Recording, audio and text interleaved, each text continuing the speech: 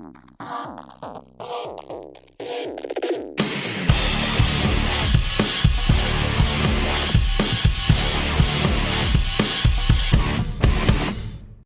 everyone, and to another episode of the Movie Fact Trivia Film Thing. It's 100 Things We Learned from Film. I'm one of your hosts, my name's Plenty, and I am a golden god! And I'm the other guy, I'm John, and I'm nearly famous. You're getting there. Partially famous.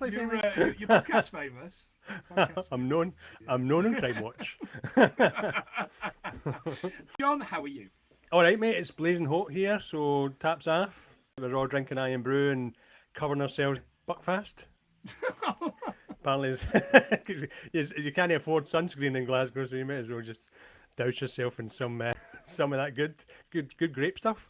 That's absolutely fair enough. I visited Annan at the weekend, John, just across the border to do some shopping ahead of a big weekend that's coming up. And walked past the graveyard only to see an empty bottle of Bucky on the wall. Lovely. Classic Scottish scenes. It's how we would have wanted. That's how we would have wanted to go. So very typically Scottish scenes. Oh, God, aye. I was surprised there's no a daffodil or something in there just to hold.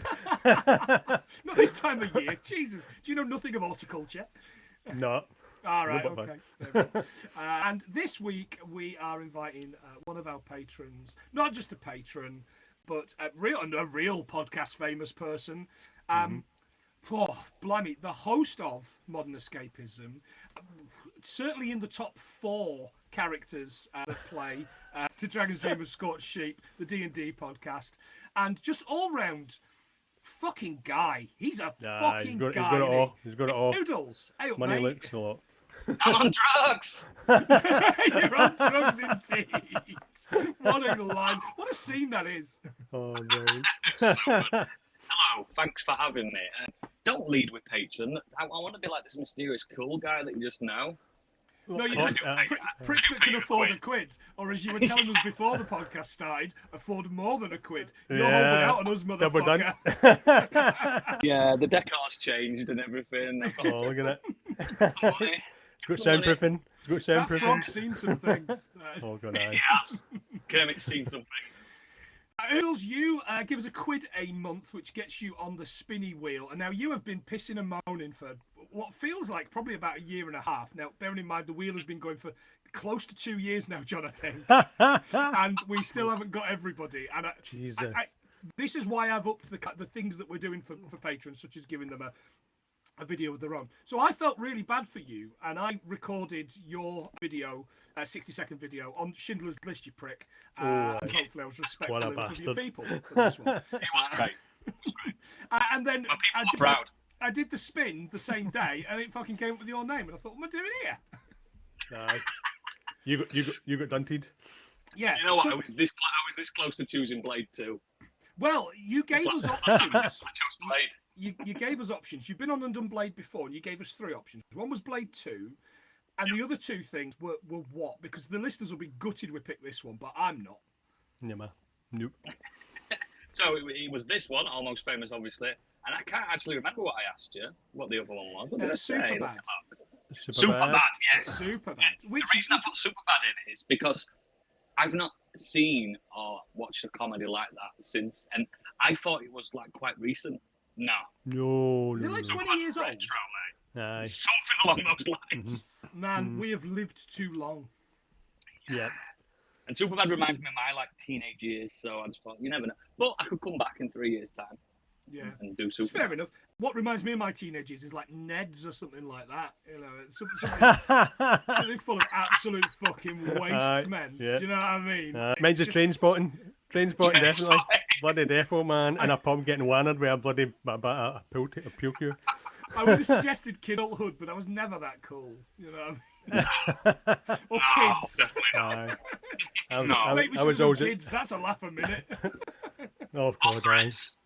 Oh, yeah, we should have done Threads, yeah. Threads keeps getting boring, isn't it? Oh, God, aye. Bring up Threads all the time. It's happening, mate. It's in the post. Through it. Absolutely. What's your relationship with Almost Famous, Oodles?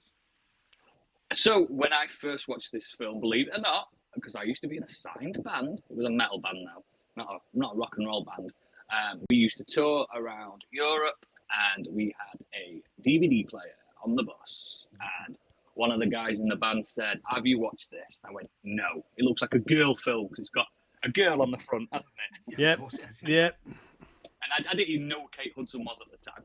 And I went, "Oh no!" And I went, "Put it on anyway." And you know what young boys are like on a tour bus, and they're smoking of the reefers and stuff like that, and other things. And immediately, as soon as I started watching this film, I was like, "Whoa!" But I had seen Jerry Maguire before this, Right. and I liked Jerry Maguire. I always want to say Jeremy Maguire.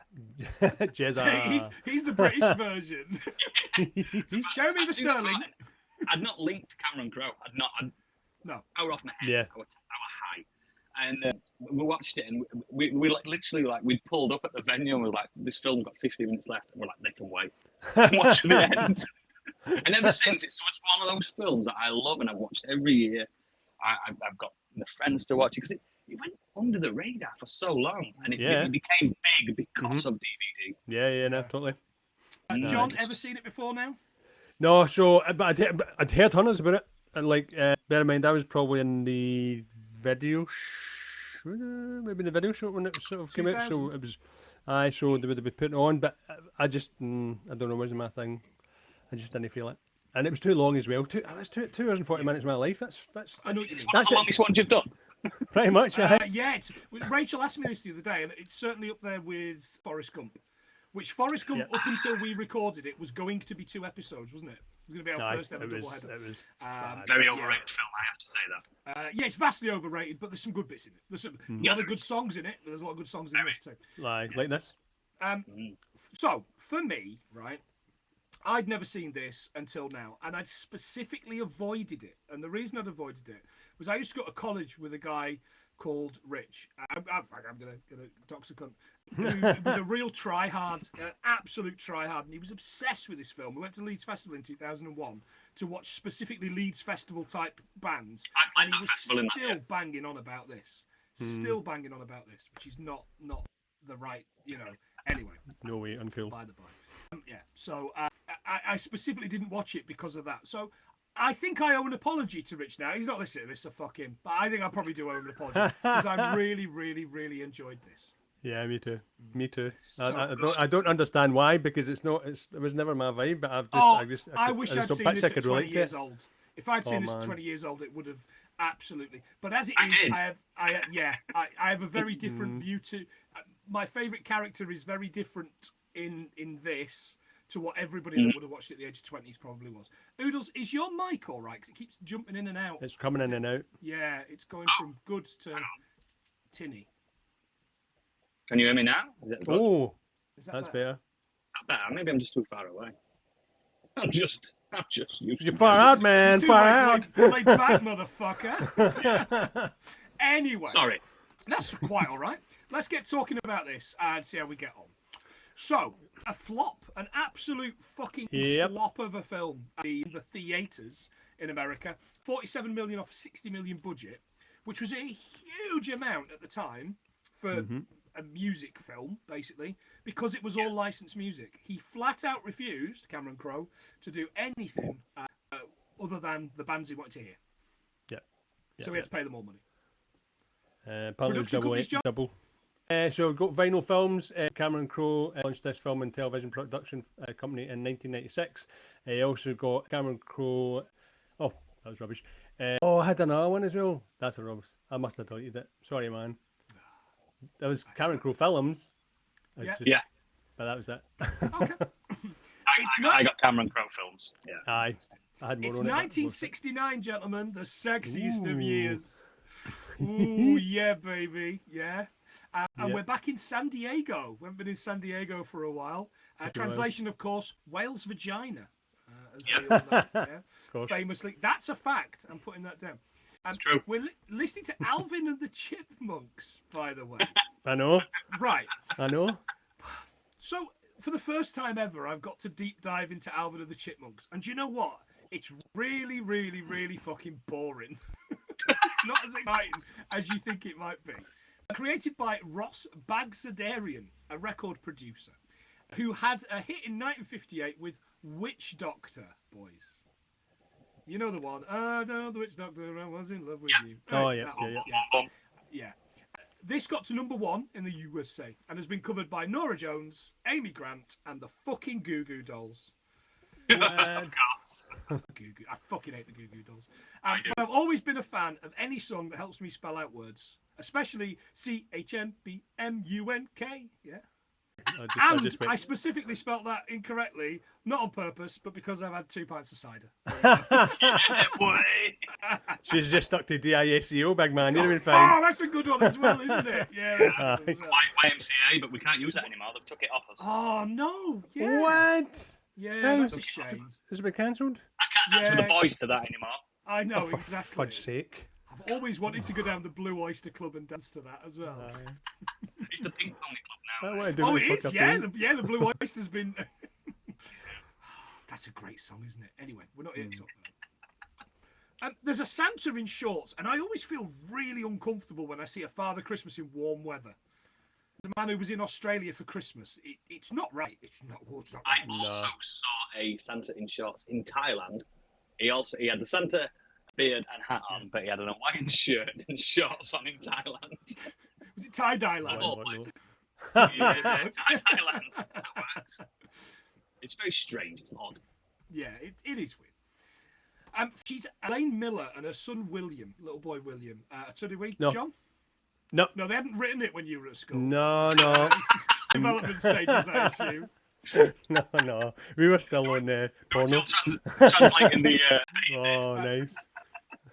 In the background is a cinema showing Stolen Kisses, gentlemen. Stolen Kisses, 1968 film by my boy, Francois Truffaut. Right? Oh, which Francois. I bring up for only one reason. And I am the only man who this week has recorded 2 podcasts where I talk about the French New Wave master.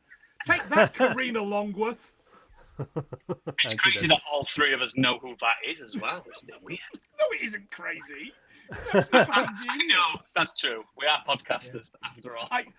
I bought it up and it went over everybody's head on Hallmark of Greatness when we were talking about that new War of the Worlds. You know what they watch? Have you seen? I was going to say, have you seen? But you have seen. You've indulged in it. Man, I've seen it twice. I had to watch it twice in a week. I got a lot of views on YouTube for it though, so I'm worth it. She talks to this guy who's putting a sign up on the window, isn't it? I'm a teacher, and Xmas isn't a word in the English language. It's either Merry Christmas or Happy Holidays. Yeah, I looked that up where it came from. She is basically X in the Greek alphabet. Oh, right. Excellent. Yeah, so that's why they got Xmas. I saw that as well. They used the X a long time for other words as well. I didn't get a good grasp of the other words, but for some reason, Xmas is the one that stuck. Oh, right. That's really interesting. Yeah. And it's not that much shorter, is it? No. That short, It's the same amount of syllables. Yeah. I originally thought it was Xmas because it was put on the cross, wasn't he? Yeah, So a lot of people said that on YouTube. What the not YouTube, on Google. They're wrong. But that would That make more sense. That would make it Zeaster, wouldn't it? Is that how that would work? Yeah. Oh, they've called it Christmas. Oh, nice. There you go. Nice. There you go. Nice. At home we meet Anita, little tiny babe. Oh my God, she was so little here. Zoe Deschanel. Not quite as little as she was in that Tim Allen movie we did. What the fuck was that called? That awful Tim Allen movie where they sexualized her at the age of like 16. The Santa Claus? Oh. Yeah, pretty much. Yeah. Santa was getting his knob out in front of Zoe Deschanel. Sure, that's exactly what happened. Jesus Christ, we were getting somewhere with this podcast. We were elevating it just slightly take it higher, back. And then he comes on. Bloody rockers. I can't remember what that was called, but there was it didn't get a cinema release because there was a bomb on a plane, and it was kind of around 9/11. Do you remember? Oh, wow. Remember the one I mean with all the Gators fans? Anyway, we'll fuck it. It's gone. Aye. People are shouting out. People loved that movie, and we slammed it when we were talking about it. We slammed it, didn't we? Wow. Anyway, Anita's great. She's hiding Simon and Garfunkel's Bookends, which ironically is a record and not a pair of bookends. Yeah. It's a good album, though. It is a good album. Yeah. It's a pot album. It's poetry. It's the poetry of drugs. Yeah, people moan about Simon and Garfunkel, but I think they're underrated nowadays. The first album flopped, did it no? I'm sure it was a bit massive flop, and then they re-released it 2 years later. The line is, first it was butter, then it was sugar and white flour, bacon, eggs, bologna, rock and roll, motorcycles. Then it was selling Christmas on a day in September because you knew it wouldn't be commercialised. What else are you going to ban? It's really good writing. Yeah, and she's actually, I've got that fact. She's based on Cameron Crowe's mum. Like his mum was on studio on set all the way through this, saying that's how I'd say it, that's how I'd do this. But they kept them away from each other. They kept them away. That's because. Oh really? They were. They were. Oh wow. Yeah. Could you imagine meeting somebody that's acting like you? Like, oh man, take your piss out of me. They'd get Ron Silvered in Time Cop, wouldn't they? Oh god, eyes turn into a big bit of putty. Man, that's interesting. Apparently, he gave McDormand handwritten letters that his mother had written him during his teenage years, and she used them for the phone call scenes. Wow, it was kind of inspiration because all she does is talk at him in those phone call scenes. And just for the listeners as well, this is an autobiographical film with some names changed for legal reasons. Yes, yeah, absolutely. Anita screams, "Feck you!" And she goes, "This is a house of lies," and she storms out. See, I think she you said swore feck. at me. No, I think she said feck. and he's cheekily looking at the record, isn't he? He flips it over when Mum's not looking. It's great. McDormand, oh man, McDormand's she's a treasure. She's an absolute treasure. At school in the shower, William's being bullied for not having any pubes. I didn't really have I didn't have like a nasty nickname at school. Like, was I bullied? Probably yes. I might have blocked it out, but I didn't have a nasty nickname. What were your nicknames at school, boys? Johnny Bag. Johnny Bag, because you were supplying them with the bags. Is that what I'm a mad shagger. Mine was literally the opposite. I got bullied because I had a lot of hair. Oh right. What? Okay. And they were like, "What is going on there, Chewbacca?" You know what I mean? What's going on? You're like the bloke out of the Joy of Sex manual. Yeah, literally. It's like I had like a 5 o'clock shadow at 10. Aye. What happens at 12 noon then?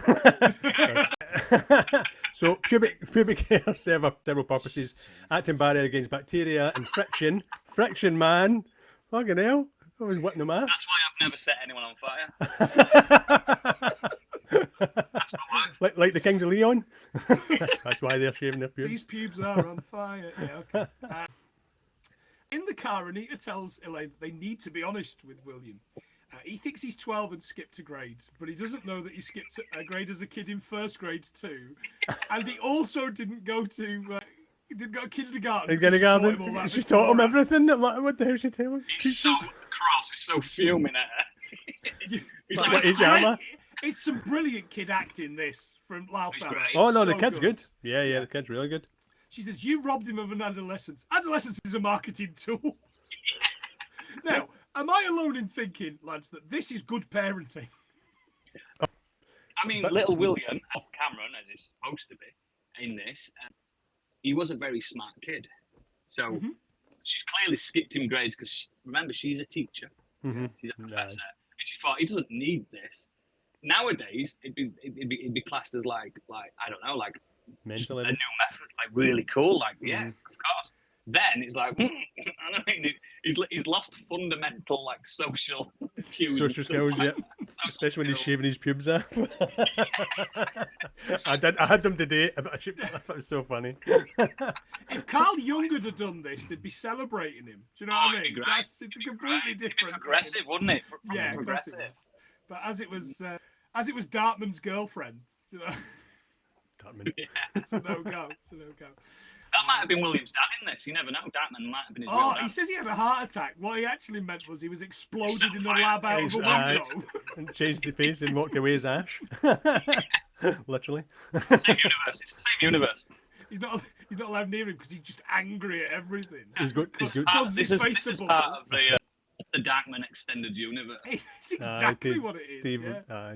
He's got dad issues. Dartman versus Dolman. I'm all for that. Yeah. Versus demonic toys.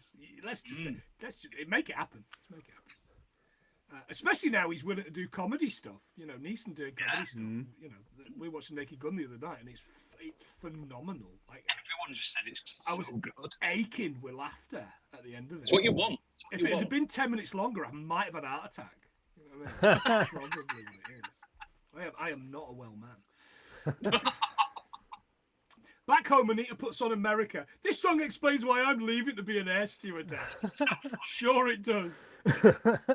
This was me with the OK Computer. Aye. I think it was everybody. So I think a lot on my own. This is why I read books, Mom. Yeah, exactly. Kate Hudson was originally cast as Anita, which I thought was good. But Sarah Polley was Penny Lane, and she dropped out. Doesn't work as well for me. Nah. But one of the reasons I didn't watch this film, and this sounds awful, was because I'm really not a Kate Hudson fan. I don't think she makes great choices in movies. This is the only good thing she's in, I think. Yeah, I can't think of another film I've seen that I think she's any good Well, in. she's good in it, I mean. In this, Yeah. she plays the perfect manic pixie dream girl. Oh, shit. Yeah, with Fuck. issues. This is Manic Pixie Dream Girl, the movie. Oh, yeah. Fuck Yeah. And me. Crowe likes that anyway, doesn't he? He likes that in Oh. his films. It's his thing. Yeah. So, Show me the money. Oh, right, wrong film. She's... Show me the annoying little child that became the little vampire or whatever was going Oh, on. Lip Nicky, wasn't it? Lip Nicky. Nicky, that's what he was Little called. Lip Nicky. I mean, I'd be an annoying little child if my brother was an adopted rat or whatever's going on in fucking Stuart Little. I don't know. Don't really know. This is just misremembering movies, the podcast, isn't it? It's I know. all it is. Anything to not talk about the film we're actually talking about. On by association. She tells him to look under his bed. It will set you free. And when he looks, he finds this tartan bag, which I honestly thought she was like in Glasgow with this one. It's a proper like tartan shopping bag in it, full of Neil Young, Beach Boys, Cream. It's got white on blonde. The only thing that we've got a copy of White on Blonde in mono that we can't sell, which again is in my eyes much better music film in Nick Hornby for me, that one. But yeah. And he puts on Tommy by The Who. Oh, and man. she's put on a candle while you listen to Tommy by The Who and it'll change your life or something. And I was like, What? I've seen Tommy. I think I might have it on DVD still. It's fucking rubbish. it's terrible.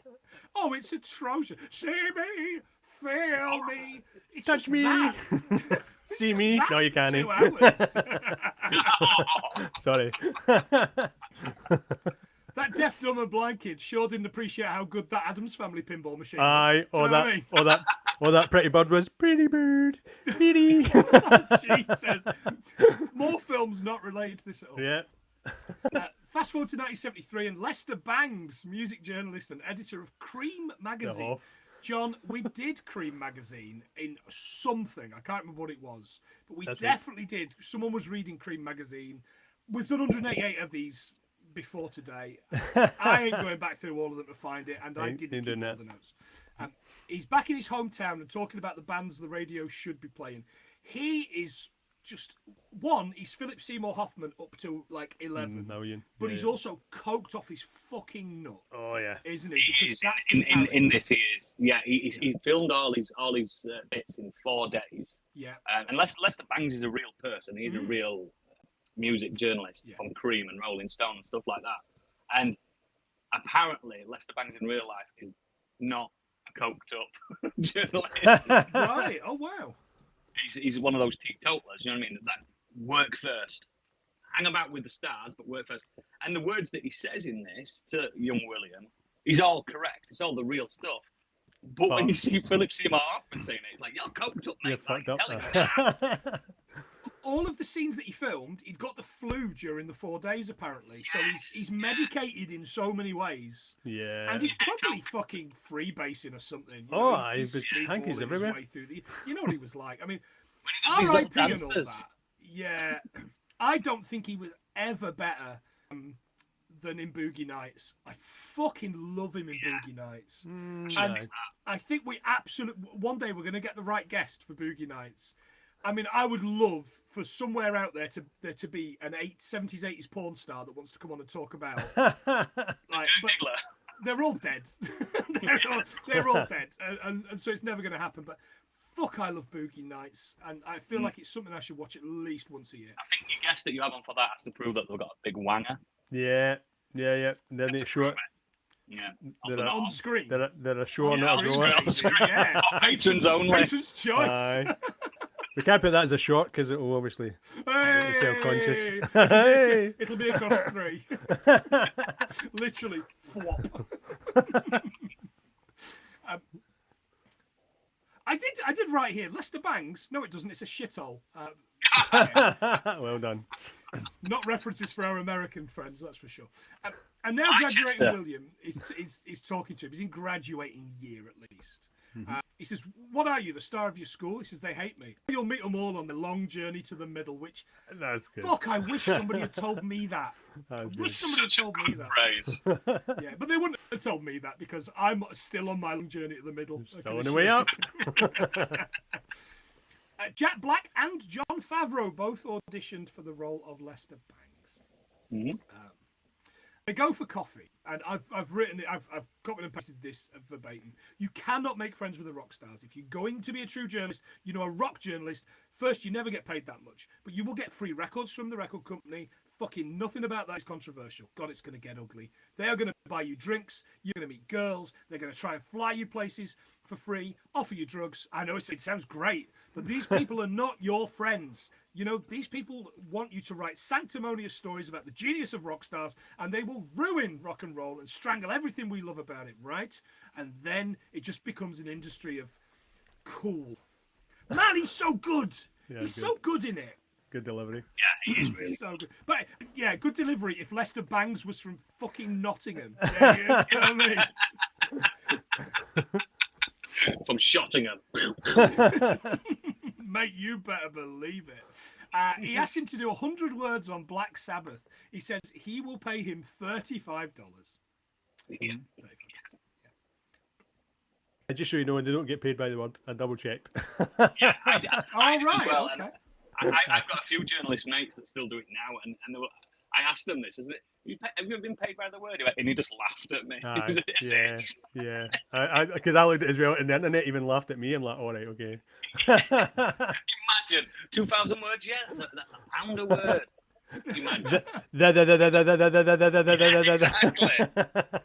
You know, when you were writing your coursework for school, and you would just do the utmost of like filling in things that you could find on the thesaurus. Change your word for many. If you use ellipses as well, that's 3. ...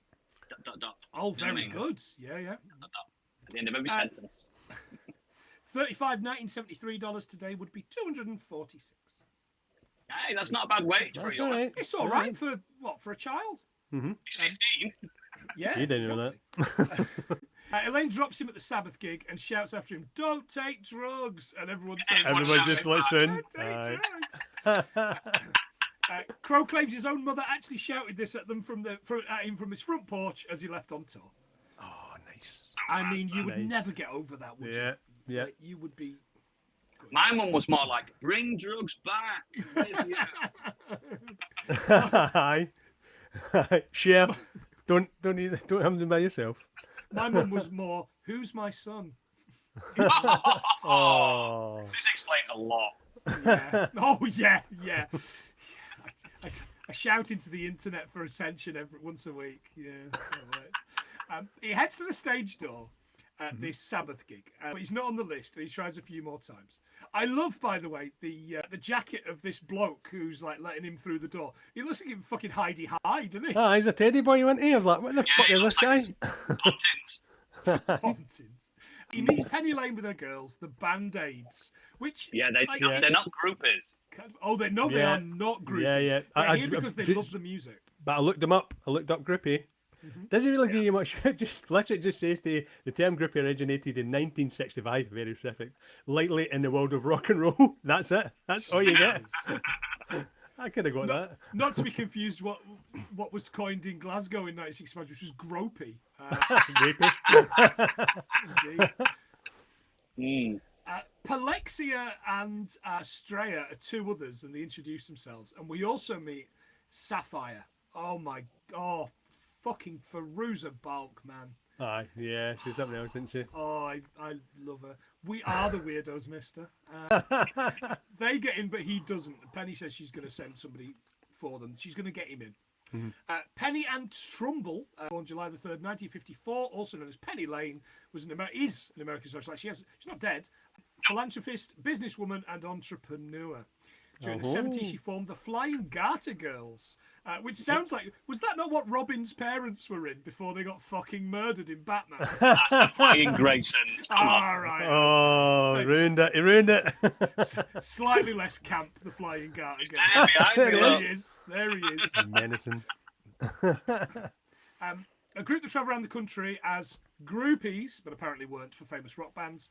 Penny Trumbull was consulted during the making of the film to ensure authenticity. Her feedback included wardrobe details, slang, and how to carry yourself like you belong backstage. Something I cannot do.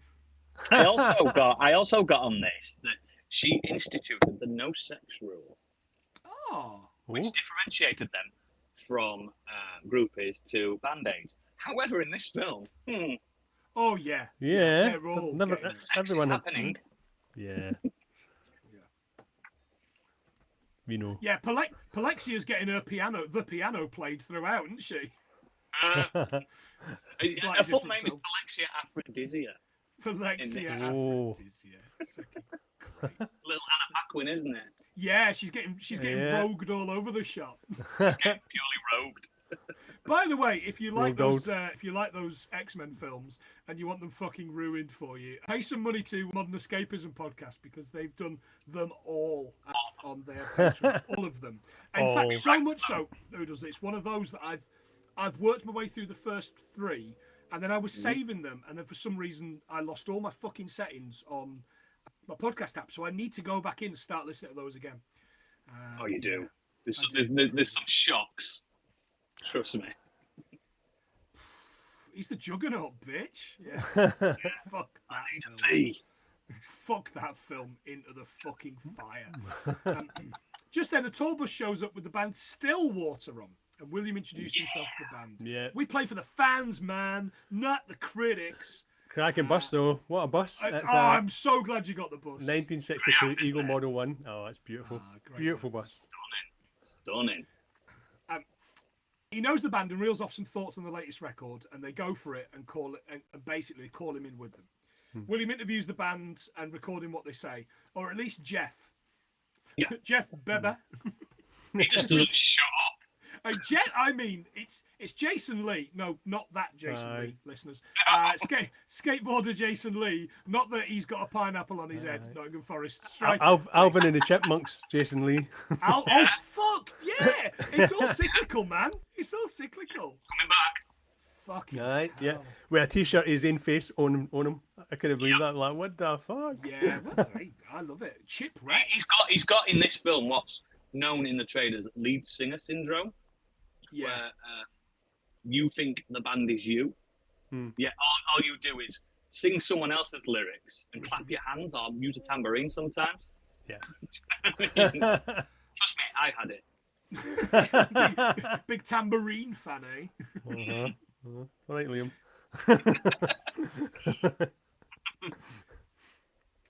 Penny gets William a pass, and he explains that he's here with Stillwater.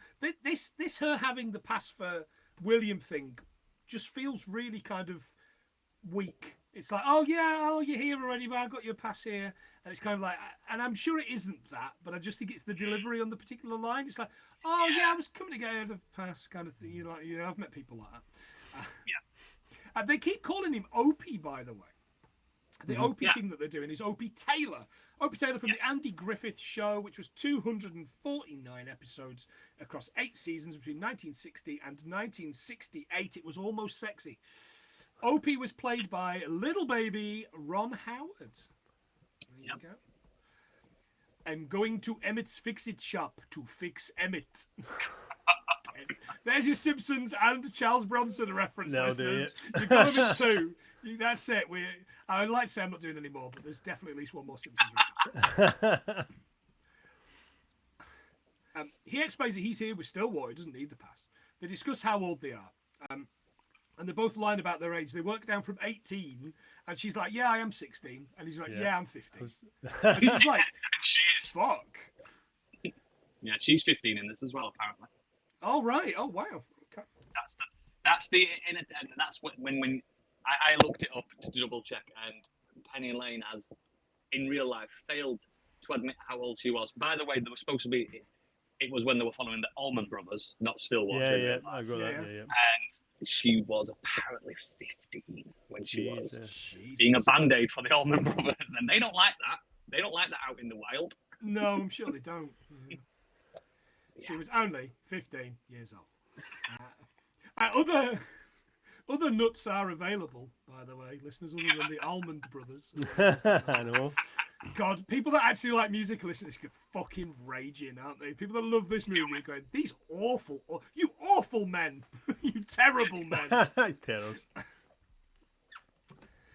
Cameron Crowe used a composite of the bands that he knew to create Stillwater, not a real band. It is a real band. Well, it is a real band, but this bunch here were not a real band. Yeah. The real band, required by the film's producers to obtain permission to use the name. In an interview, real Stillwater guitarist Bobby Golden, can't be his real name, Nice. said they could have probably done it without the permission, but they probably would have had a bunch of different lawsuits. Our lawyer got in touch with them, wanted to do it for free, and I said, no, we're not doing it for free. So we got a little bit of change out of it.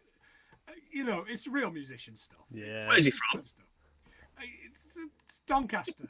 Famous for Doncaster. Yeah, Doncaster. I am Grimsby. golden. In Grimsby. Yeah. William introduces her to Russell, the lead singer. He then tells them that music isn't what you put in, it's what you leave out.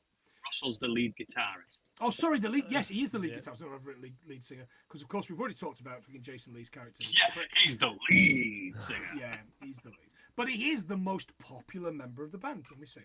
I love how the band call him the Enemy. By the way, not to be confused by the Enemy. Yeah. That's what I thought it was at first. I thought, no, they're calling him an enemy. Well, they call him an enemy because he could ruin their careers with a few Absolutely, and he strokes. nearly does. Spoiler. Yes. Before they go on stage, they do this lovely little huddle, and they include William, which is really sweet. That's good. Nice touch. He They're and not your Penny friends. watch- They are not your friends. Yeah, they are not your friends. Yeah, just a bunch of fucking stoned bastards. Russell tells William to get Penny to call them, and Jeff Bebe tells them to join them in California. The band-aids call him Opie, we've covered. Penny gives him her number. Call me if you need a rescue. We live in the same city. She then says she's going to live in Morocco for a year. Now, with this continued line is interesting to me. It's really sad, by the way, because it's Morocco, it's India, and then later on and then one day I'm going to go, and then one day I'll go to college, but just for a year. And there's this guy, oh, there's nothing that could teach you at college. And it's like, ugh, I feel a little bit sick. There's a lot of this. So then rewatching it this week, I was like, oh, I liked it when I was a young man. And it didn't. Aye, you didn't get it. Aye. I liked it when every band from the 70s wasn't a fucking pedo. Yeah. And now I'm a man with a daughter. Do you know what I mean? I'm like, oh no. Yeah. Totally. As long as she didn't start telling you she's got to Morocco for a year, you'll be all right. She's not going. Aye. You don't want her to. Aye. Back at home, he's typing up the story. When Anita's ex Daryl comes in through the window, I got He just big climbs in and sits down. Clarissa explains it all vibes here, by the way. Yeah. Saying he just wants to stay in the room for a while. Oh, the things we did in these sniffing at four the walls. So bad. He's like, I don't want to know, man. This is my room now. Did anybody get non-union Stifler for this prick, by the way? A little bit. Yeah, he's just sniffing at clothes and stuff, and nothing. He's in the sniffing bed. William's bedding. He's Aye. been in that bed. Yeah.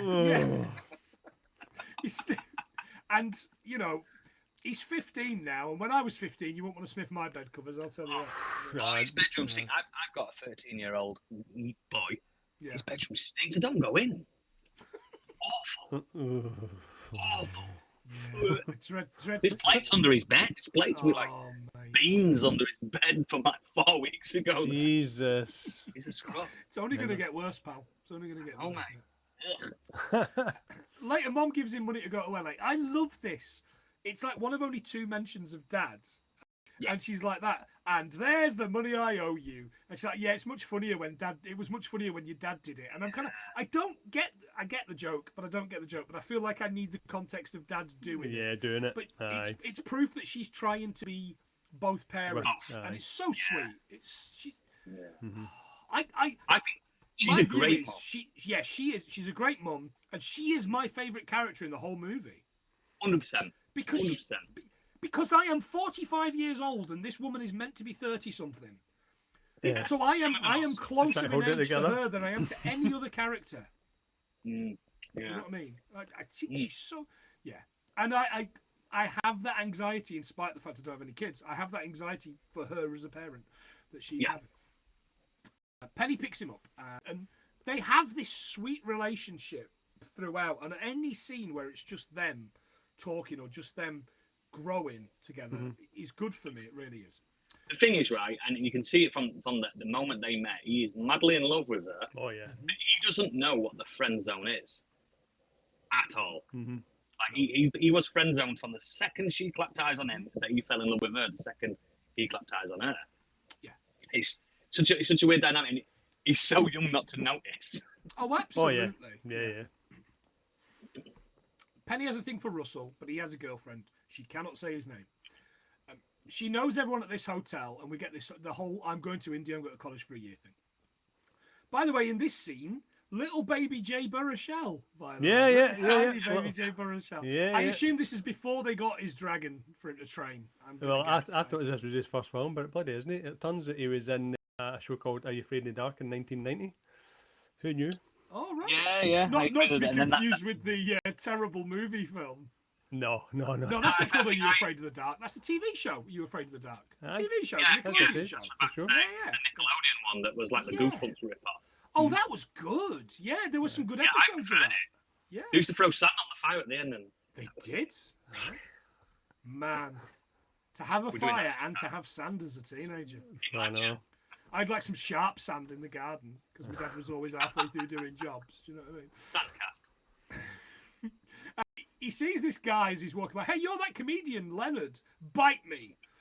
Leonard Barr, gentlemen, was a comic and eccentric dancer who was famous for truly being Dean Martin's uncle. What? He was the brother of Dino's mother, Angela Cossetti. There you go. How'd you like that? That's you don't get that on another podcast, do you? No. Bada bing indeed. Give us a knife. We need to get the hoof out of the Do you know in that scene, because they're at the lobby, aren't they? This is where we're at. This is where Peter Frampton just turns up. Oh shit! I didn't see him. Oh, that's a shame. He plays Reg at the end, and I didn't realise Peter Frampton taught Billy Crudup how to play guitar. He did. Wow. Yeah. He's the rock star kind of. Yeah. Like the guy on the film. He's the rock thing. He sits there all the time going, "Do you feel? Do you feel?" And then he gets annoyed because Sonic Youth are eating all his water. His cooler. Yeah. There you go. You see the orange hair of Bowie. Aye, running into the. Yeah. Oh, you basically see the back of Bowie's head. Bowie. Yeah. You do not see Bowie. I don't think they wanted anyone to play him, did they? You see some little woman in a David Bowie wig, don't you? Is what you see. Yeah. Palexi is narrating this Russell and Penny eyeing one another up bit. Basically, she knows they want one another. And the band start playing Something in the Air by Thunderclap Newman. Thunderclap Newman, which you can get a cream for these days, gentlemen. You'll be pleased to know. Nice. Were a British rock band that Pete Townsend of The Who and Kit Lambert formed in 1969 in a bid to showcase the talents of John Speedy Keane, Jimmy McCulloch, and Andy Thunderclap Newman. Nice. Something in the Air was their debut song and one-hit wonder. Yeah. It also features Gentlemen in Kingpin, great film. The Girl Next Door, not a great film. And The Dish, which is an Australian comedy film about broadcasting the... Samuel. Yeah, it's fun. Well. It's really good. 37 in Canada, buddy. 13 in West Germany. Number 9, where, John? The Netherlands. I was ready for you, man. Ready for you. And it spent 3 weeks at number 1 in the UK. There you go. Great. You were waiting for it. We didn't. I know, but I thought anytime it could happen anytime. I didn't have one last week. I thought, do you know what? It's funny because I got a message. Funnily enough, on the Modern Escapism Discord today from Alf. It's passable. It's passable. from our mutual friend. Gone. I've discorded it. It's from our mutual friend, Little Angry Kurt, Best Boy. And he was saying, of all the episodes he's listened to since becoming a patron, he's not had one yet where you don't do he said the Netherlands impression, I think were the lines he said. I think what he should have said was the terribly culturally insensitive the Netherlands. Yeah. So He should have said he's lucky he gets away with it because they're white in the Netherlands, so it's not racist. He's saying, he's saying it in pure Scottish. He says it in Scottish accent, which is surprising. Yeah. It's Gaelic. That's all it is. It's Exactly. a Gaelic accent. Birdie, birdie, birdie, bird. Oh no, that's wrong. That's Swedish. Sorry. That is so weird because I said I'm thinking of making John retire it, and he went, or just do another accent like Swedish. No way. I swear to you, I'm gonna go and find that. I'm gonna screenshot it and I'm gonna put it on our socials because Nice. fuck sometimes just Kismet, big man, together. Kismet. It is Kismet. It is. Penny tells Russell she's retired. He says, "You're retired like Frank Sinatra's retired." I love Get that. it on in the ice room. I did like that. So when did Frank Sinatra actually retire, gentlemen? He first officially retired in 1971 at the age of 55. However, he returned to performing and recording music 2 years later in 1973. So it fits with the... God, it's such a cleverly written film. You know why he returned, don't you? The mob. Because he owed more money to the mob.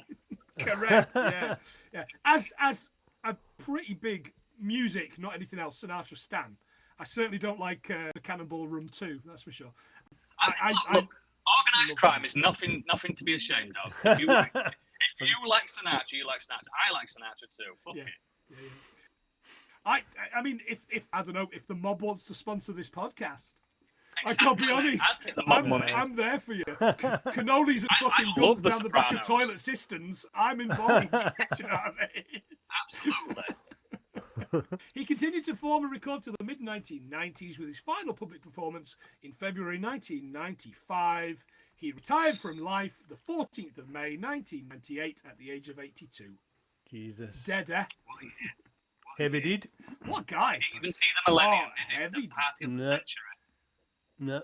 I didn't see it, and that's why, because he was the one that was meant to press the button for the Millennium Bug, but he wasn't here. So we didn't get Millennium Bugged. Yeah. We got saved because he died. We did. Yeah. Exactly. The summer wind and the winter wind came crashing. Yeah. Later, William gets a call off Ben Fong Torres, which is just it's a lot of names, that Ben Fong Torres. I love Ben Fong Torres' hair. Oh yeah. Yeah. Is he Spanish? Is he Chinese? Does it matter? Yes, is the answer. You can pull it off. He's a Rolling Stone who's read some of his stories. He's asking, does he have anything new? He enters this grown-up man voice and goes, "Oh yes, it's basically it's Stillwater." He asks what his college is, and just then, as he's about to say, his mum comes on the phone asking to fix the waste disposal. "Oh, I know how it is. My old lady gets like that when I drink to it." That's it. I mean, it's so so good, so good. Mum says, no. Call me every day and don't test and no drugs. That's it. This is a big mistake. Just say no. I think Say no indeed, Roland. She got to the point where she's just like, he's going to do it. I may as well give him my permission. Yeah.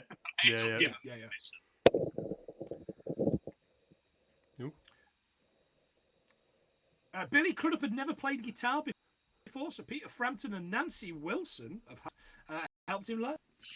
What a team. I know. Yeah.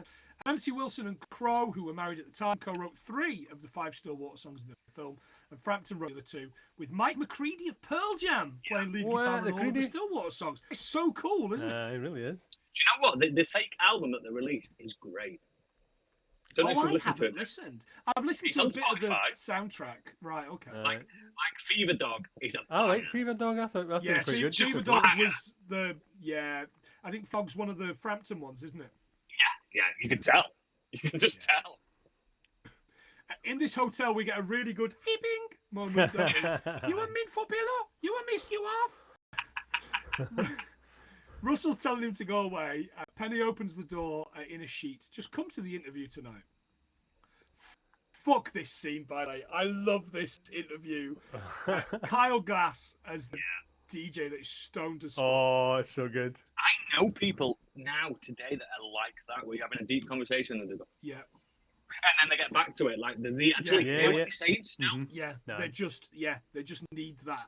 He's like, They're in a Jeff, different babe, baby, Yeah. baby. Watch with your minds as they materialize. Life, death, hermetically sealed bags of human emotion. Then he passes out.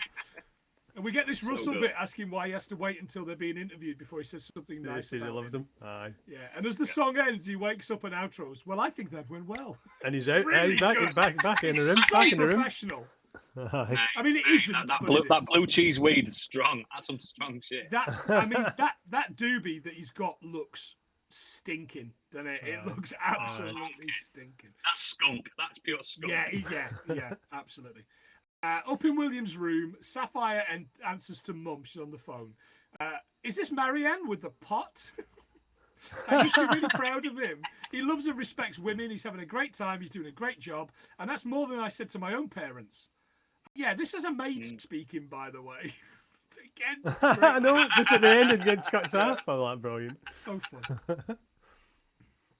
Russell takes William aside and explains that he wants them to paint him better. They have girlfriends and wives at home, and he wants to keep happy. He says everything, and whilst most people are waiting to talk, he's listening.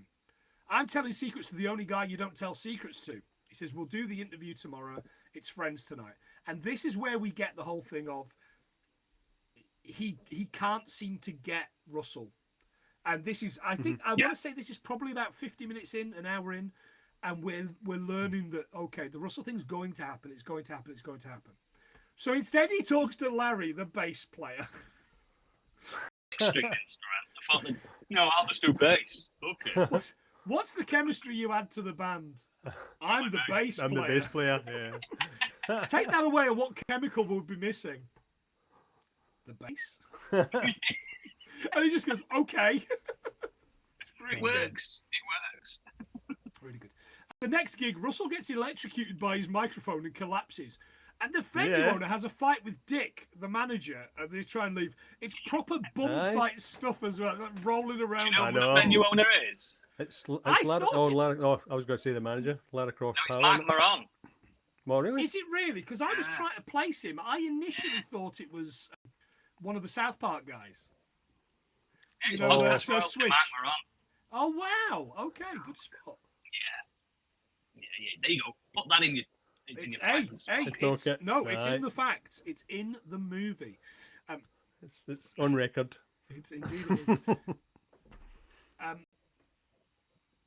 There's this fantastic bit where Sapphire's running after the bus to give him a message, and she's this long fucking message about mum, and she just runs flat out. Runs right into the into wall. this fucking wall. That's it's a Del Boy bit whenever I saw it, and the mean, commitment to that run was fucking unbelievable. She hit that wall in real life. I mean, the angle's good.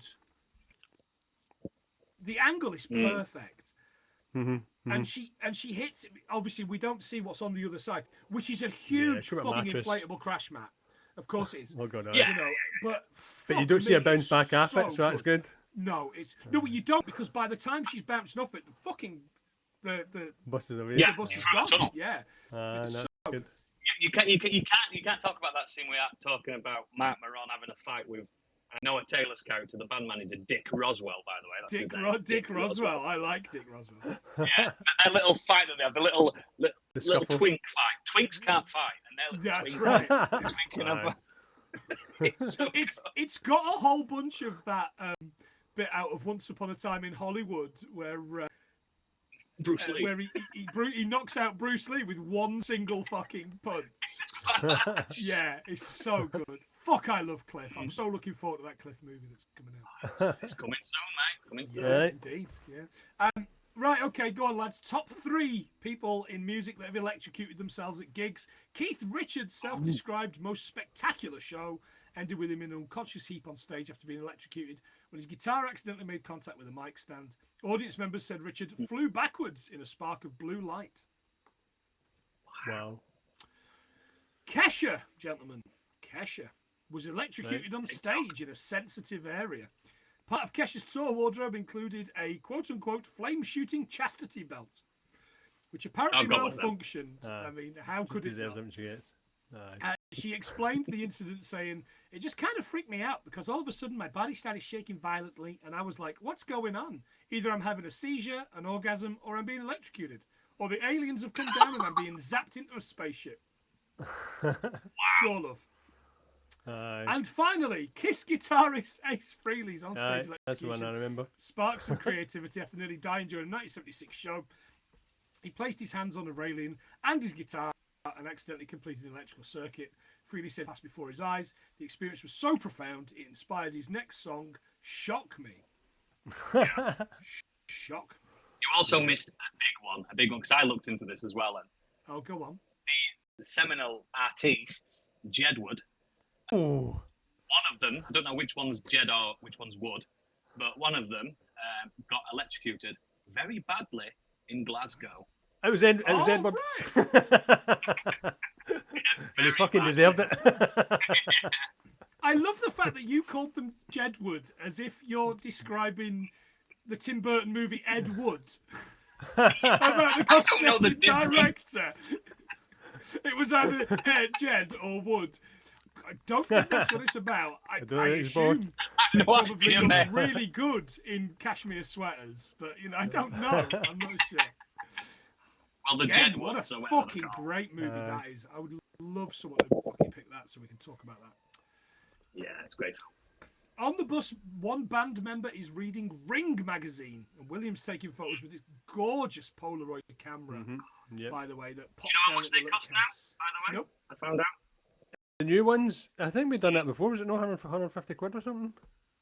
150 quid, or if you want the digital version, £299. What? Why would you want a what's the fucking fuck Because off. when it prints onto your computer or whatever, when you plug it in, it looks like a Polaroid. It's got a filter built in. Ooh. Oh, Fuck off. People buy them. Do they not know there's a cost of living crisis going on? don't care. No, they don't. Mate, people still buy CD players. Come on.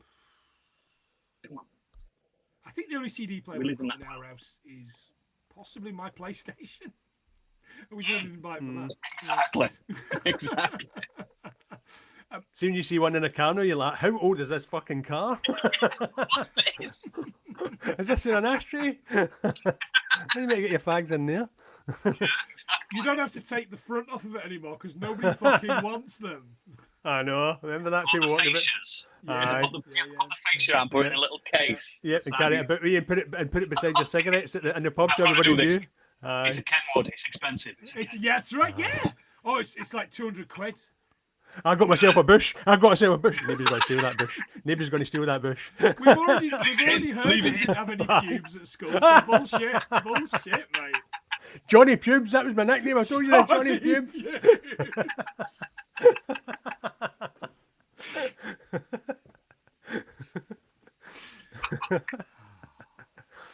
I'm sure I saw him supporting Jerry Cinnamon once. I mean, obviously I didn't. Why the fuck would I go and see Jerry Cinnamon? I actually like music. Right. The Ring magazine, because there's a film here somewhere, first published in 1922, was monthly and then became monthly, 1922. Like the Beatles. I very nearly wrote something. I very nearly wrote a fucking gag there, and I thought, let's not, because that's... Everyone's bi. Everyone's bi. You just don't realise. You just not met the right guy or lassie yet. You not met the right guy. Aye. I've just not met the right plane yet. Aye, or roller coaster. It's on tractor. A tractor. Sexual attractor. Yeah.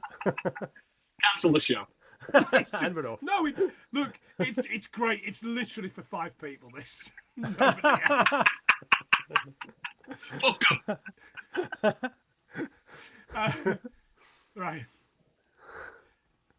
The Ring magazine, first published in 1922, was monthly and then became bi-monthly, steady, and 3 years ago and is now online only. In the 1970s, managing editor of The Ring, Johnny Orts, not the fucking video that you can only watch 7 days later, fabricated records of selected boxers to elevate them, thereby securing them lucrative fights on ABC television network. Yeah. This, of course, orchestrated by promoter and all-round fucking arsehole, Don King. Of course it was. Of course he was at the fucking bottom of that. Only in America can I be a fraudster. Yeah. Can I embezzle everyone? Yeah. I think if Don King was still alive today, he would be the vice president. I'm telling you now. He would fucking be the vice president. Donald Trump he has Don King in the highest echelons. I mean, at least he would if he wasn't black. Do you know what I mean? No, he'd be like, we've got a black one. We've got a black one. Yeah, he's our black one. Not like Twisted Camilla. Yeah, anyway. There's this pedo-ish bit, by the way, with high school girls running team that makes me feel a bit sick. There's quite a few pedo-ish bits in this film, sorry. But this bit especially. Hey, look, it's high school. And then Penny gives it the big fucking off the bus, flicks the V's, doesn't she? And the lasses are fucking raging. Yeah. Penny and Will do this lovely bit of bonding, and there's more relationship going on. Yeah. We're at Topeka now, and Will is interviewing Ed Valancourt, the drummer. What do you love about music? And he just spins his fucking sticks, doesn't he? Like nothing. And then I assume explodes into a fiery mess. Although that's not. By the way, we went to the cinema to see. Mentioned we went to see the Naked Gun, and we saw the trailer for the new Spinal Tap. I wasn't looking forward to it, but I'm quite excited. As a man who doesn't watch trailers, looks great. Is it pumped up to 12? Is it pumped up to 12, big man? Mate, boy, they've still got it. It looks great. It does look like a lot of fun. It looks like and I know they've been making it for 40 years. I get that. They've done it again like it's a VH1 documentary. Yeah, no, that's what it needs. Keep it. We could do with less English people in it, but I guess it's cheap to make stuff in Glasgow. Apparently Spider-Man. They're all doing it. See Spider-Man stuck to a tenement in Glasgow, man. It's so weird. It's a tenement. What the fuck? Sat there with kind of tenants. Go, is it Spider-Man or is it Spider-Man? Spider-Man? Go, Web, go. Aye. What are you doing here? You've no right being here. Spider-Man, you cunt. Get off. Did you change your name to Spider-Man so you can move to Spring Hill? Like Spider-Man. On the phone to Mom, and Penny brings another one of the Band-Aids who's shouting about this aura being purple, and she's got a hydronic pot. Mom hears all this, of course. People with purple auras, gentlemen, are believed to be highly intuitive, empathetic, and sensitive to the emotions and energies around them. Oh, I thought so. None of us then. No. Still black then. A bunch of great questions, but the first of the merch arrives. It's a T-shirt that has Russell on it, and the rest of the band completely out of focus and blurred. It's so good. Does not like that. No, Bebe doesn't like it all, does he? Threw those toys at the pram, didn't he, though, baby? Yeah. They argue about it, and Russell grabs William to go and find something real. Real people, real feelings. And this pulls up, and he's like, "You're Russell. I want to go to a house party." He's like, "Yeah, absolutely." Fuck yeah. He gets hammered. Because the guy goes, we're just house party. We're just real people trying to get drunk. And he's like, he looks at William and is like, real. That's it, eh? And he goes, he gets just on that T-shirt, back before I forget. Yeah. So apparently the first band ever reported to sell their own promotional T-shirts was Elvis Presley in 1956. No way. Fucking yeah. hell. Who knew? He put his face on everything, though. Oh, I he did, but he didn't make any money for it. No. It was all Colonel Tom, Colonel wasn't got it. Yeah, he got everything. Yeah. With all his secret herbs and spices. Or whatever's going on. I don't know.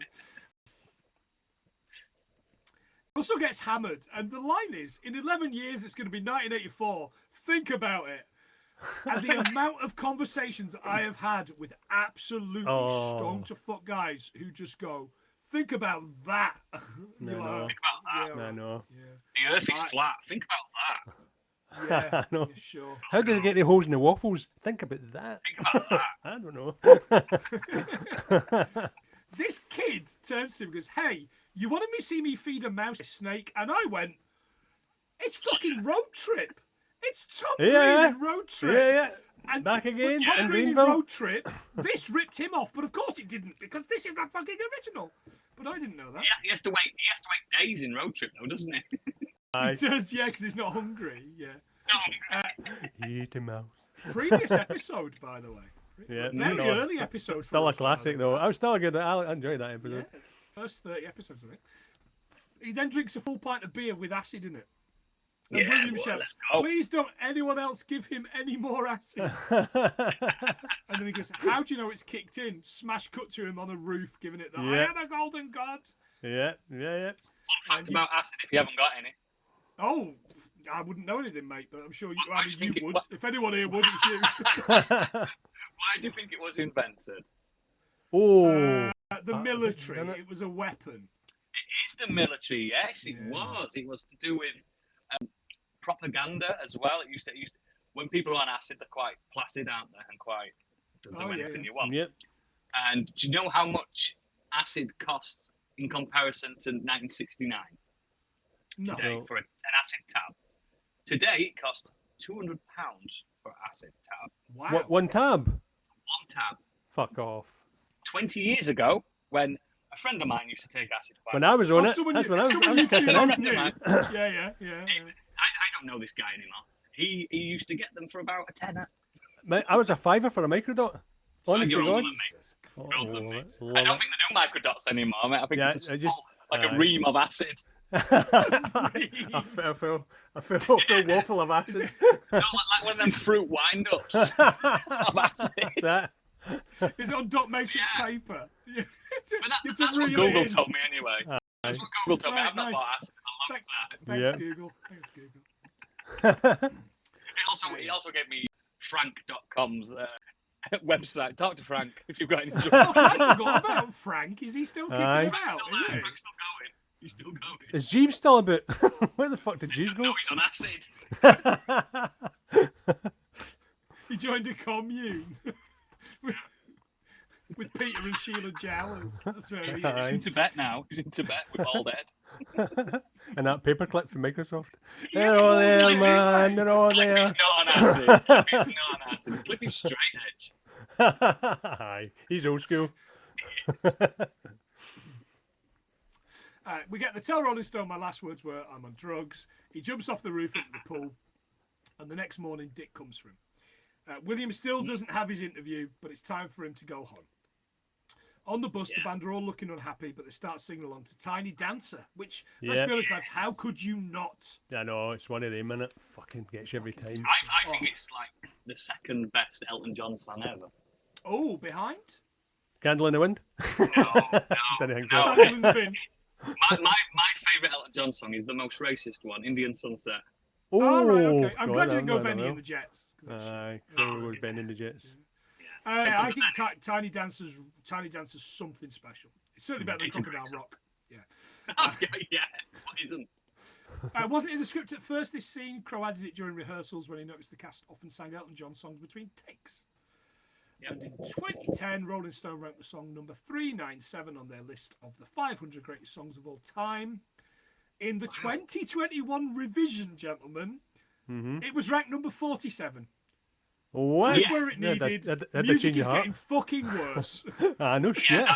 That's a better placement in the top 500. Was that the course Dua it is. Was that the Dua Lipa version? No, that came out last year, I think, didn't it? That's atrocious, by the way. Aye. She's Oh, no, not it's wrong. not Dua Lipa, it's Britney, bitch. Oh, was it? Oh. No, Dua it's Lipa did a Britney. version of Dua Lipa Of, does the Cold Cold other Heart. Hmm. one. Yeah, and Rocket Man. It's like a mix of the two. Yeah, it is. Yeah, what a strange world we live in. The evil timeline. Right, can we just take a quick 2-minute break? Yeah, I'm going to get a juice. Lovely. Cheers. See you in I'm a bit. gonna say, yeah. I'm used to doing long ones.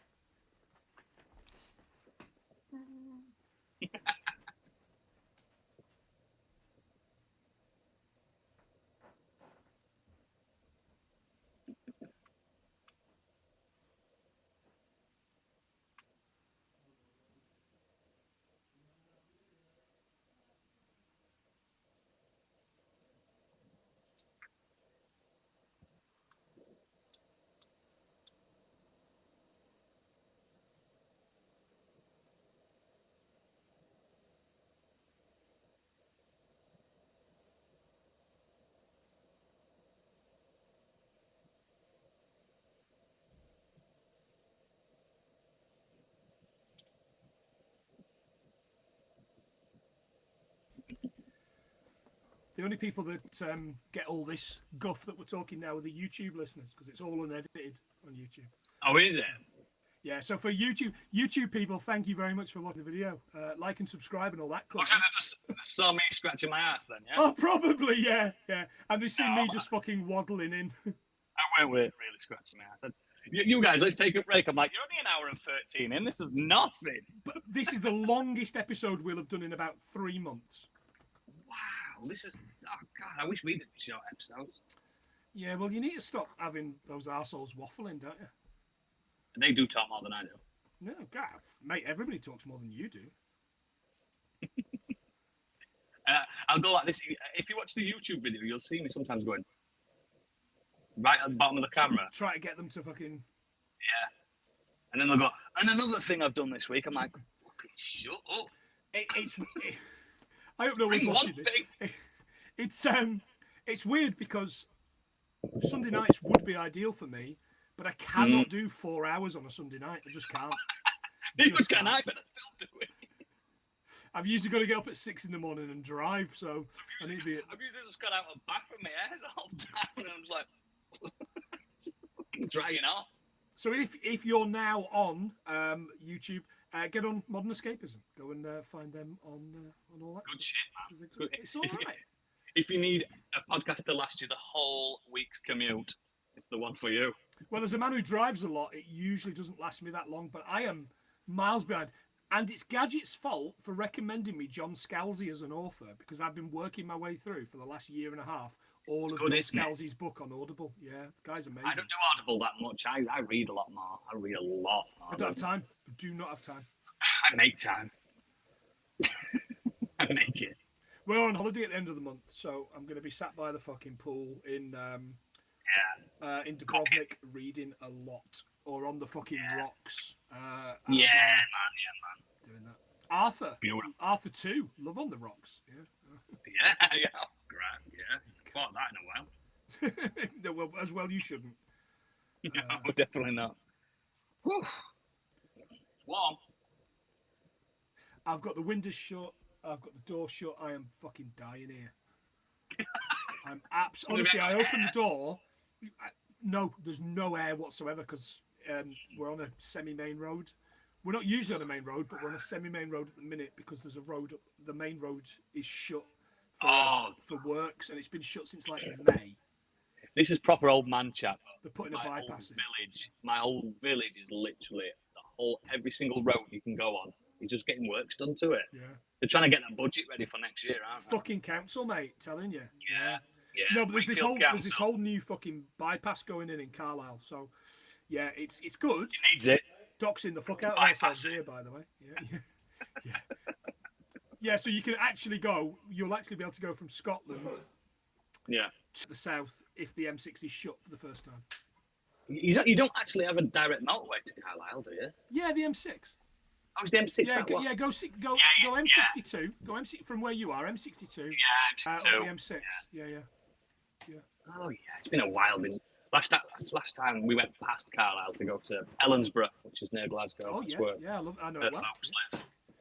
Oh, did they? All right, nice. Yeah, I know Ellensborough quite well. Used to get the Ellensborough train a lot from Edinburgh. Yeah. Really slow fucking train. It's very slow. Old-fashioned train, isn't it? Train chat. It's like the old pace train chat. We're just talking the Edinburgh to Helensburgh train, John. You know, the slow one that goes via like Livingston and all that shit. Yeah. Airdrie. It stops at every stop on the way. Mm-hmm. Yeah. It's a banging train. No, it's not the midnight special though, is it? Not the midnight special. See the one for the Glasgow to Stirling, man. Fuck it. Well, Glasgow to Alloa. That last train is always a fucking right on Saturday night. Brutal, mate. I've done that a few times. Bearing in mind, I used to stay like in I could take over that train. There's a good reason, John. We're leaving Newcastle at 6:30 and not any fucking later because that Newcastle to Carlisle train is fucking hellish. Is it like that scene at Escape from New York when they all start coming out the bottom of the fucking train? Yeah, because they're all desperate to get from Newcastle to Carlisle to get to the West Coast. So there's police on that train. From Newcastle, and obviously it went through York and stuff like that. It was just, and it was like the last train, like 10:30. It was just full of big lasses, and I love a big lass, but full in them corsets that don't Oh, fit. aye, like the yes, like, please. like Viz characters. We can't say Yeah, names they're all for pissed and they're all throwing kebabs at each other, and I was like, this is heaven. me. You sure that's not how they feed each other? Just throw kebab at each other. Boing. I love a Geordie lass until she starts Strap to talking. your ass so you don't fall in. Yeah. I'll work my way through the video on Sunday and I'll cut that out. I'll cut most of this shit. It'll take me some work, but I'll get there. Right. In Greenville, Will calls Lester and Rolling Stone are on at him for his story. He tells him to tell him it's a think piece about a mid-level band finding themselves. Yeah. It's so good. And he loves it. He laps it up, doesn't he? Yeah. Russell's in the bath writing while the band-aids are bored in the room. Let's deflower the kid. You like this bit? No, I didn't like this. Even though they're next all morning, kids themselves. Yeah, of course they are. Ben Fong Torres calls and reminds him he's here to interview and report. Except he doesn't answer the phone. It's great. It's just, hello? And he's like, oh, Ben Torres is into it. Oh, you sound really sexy. It's like, mate, she's a child. Stop it. He says, you're in consideration for the cover of Rolling Stone magazine. And He's got thingy in the background, hasn't he? White Shroot. Yeah, Rainn he Wilson. has. By the Yeah, way, with with this long filter cigarette thing going on, this cigarette holder, I haven't seen a cigarette holder since Bet was in the Rovers. And the Rovers, aye. Yeah. So you don't get yellow fingers? Yeah, of course it is. Yeah, I think about them all the time. He likes it, and he's inconsistent. I just stuck at Ken Everett in my head. I don't know why, but they like that cigarette holder. Fucking brilliant. In the best possible That's the best possible taste. Oh. He stresses out and he heads to find Russell. Will you take the laundry? What am I to you? What am I to you? It's the first best stressy with laundry? acting from the kid. It's good. Yeah. And smash cut to him walking down the corridor with 2 bags of laundry. He's doing it anyway. He knocks on Russell's door and is roundly told to get the fuck away. He falls asleep in the chair and is woken by Russell telling him to come to Cleveland and they'll do the interview there. I can't come to Cleveland. And they do this whole come to Cleveland, come to Cleveland. Which if the state of Cleveland has never used this as an advertising marketing thing, they are missing out. Like They I don't would need go to. to Cleveland. They're a rock mecca, so they don't need that sort of aggro. Cleveland rock, Cleveland Aye. rocks, Cleveland rocks. Because I looked it up just to double Cleveland check, rocks. and it turns out it actually is. It's It's massive. a Yeah, a lot of significant role festivals in there. the history of and development of rock and roll. So well done, you guys. The Rock and Roll Hall of Fame is in Yep. Cleveland. I know that Yeah, much. That's probably why. That's probably exactly. No, I don't know. It's that big job. It's the big bit. Skirting around By the it. way, gentlemen, I was coming here. but this is the hotel where Bowie turns up. It's not that one. This is the hotel where Bowie turns up. Is it this Yeah, one? it's this one. Hotel lobbies look like hotel lobbies.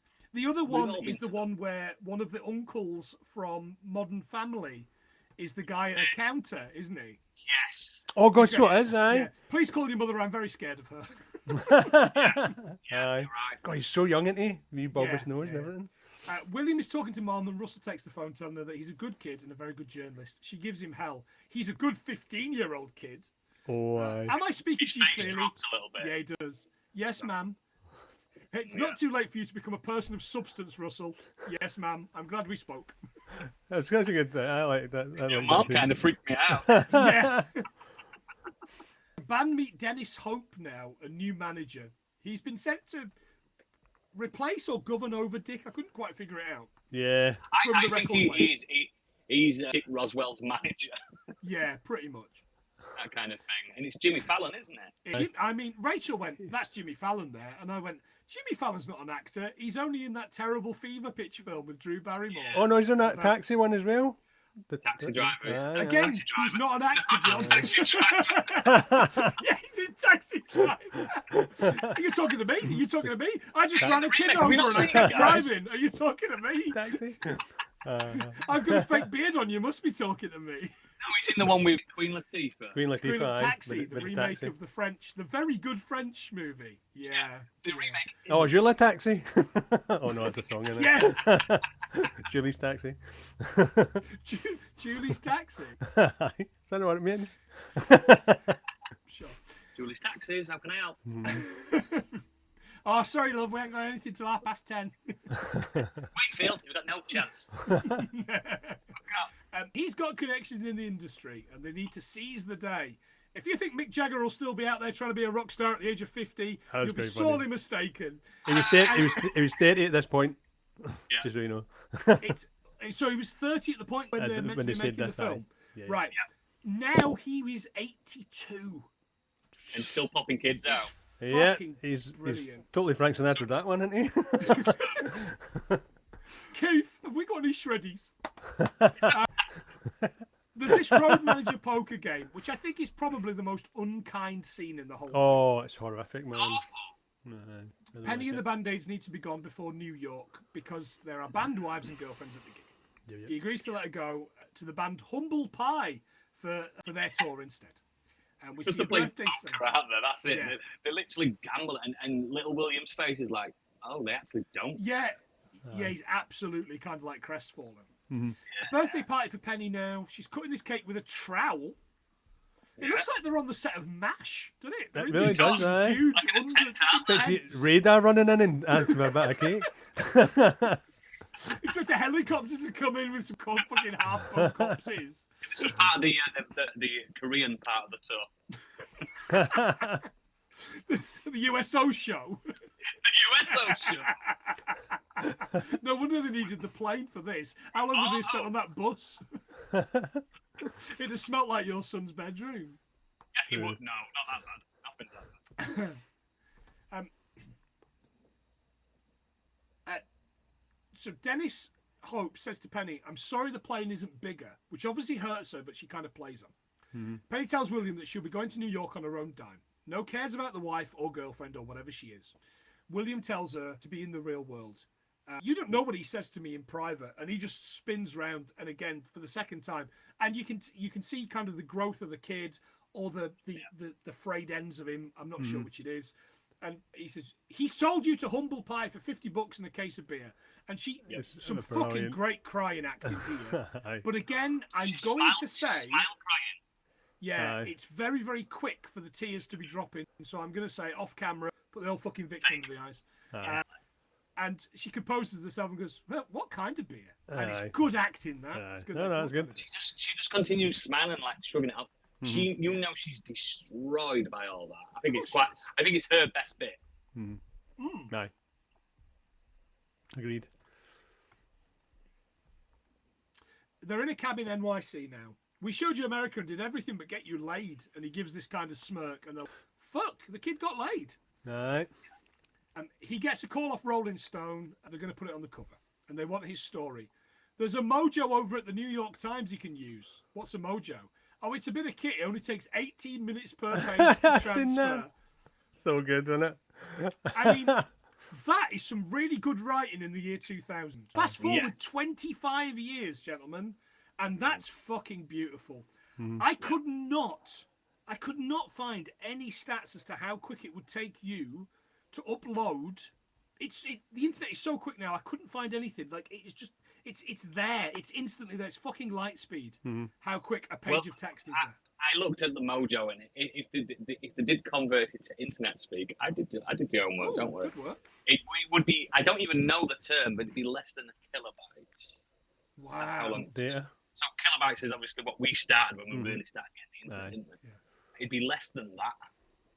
Fuck. Per like minute or I don't know. It's ridiculous. Yeah. So you wouldn't be able to mojo a podcast. I can tell you that much. I mean, I'd have a fucking go. I know you would. If it would get me John, 2 or 3 listens. I bought a mojo. We'll be famous in 16 years. Yeah, baby. Mate, even in 16 years, we're going to be fucking not famous. Almost famous. Hey, sorry, guys. Yeah. Oh, by the way, the bus wins the movie in this. By the way, on the bus it says "Almost Famous." Yeah. Is this the only instance of a film where the bus has won the movie? Yeah. I think I don't think we've ever had another one, have we, John? Yeah, that's it. Yeah, Jenny Rugburn. Yeah. Palexia tells him that she's going to England with Deep Purple in an hour, and you're kind of like, this is not a life, girl. This is not a life to get shared around.